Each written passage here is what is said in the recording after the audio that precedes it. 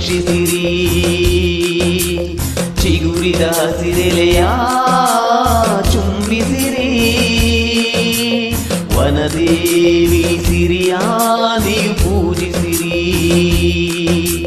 ನಾಳೆಯ ಮಕ್ಕಳು ಕೂಡ ನಗಬೇಕಿದೆ.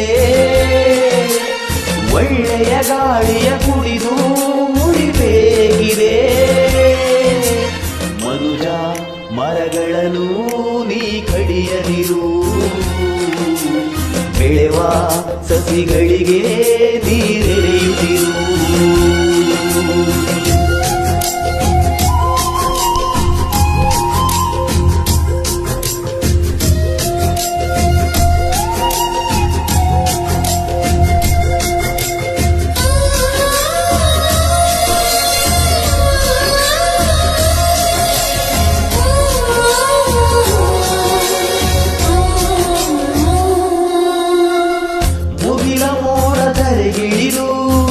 ಬರುವ ಮಳೆಯ ಹನಿಗಳದು ಮರವು ನೀಡಿದಂತ ಭಿಕ್ಷೆ ತಿಳಿಯಬೇಕು ನಾವಿಂದು.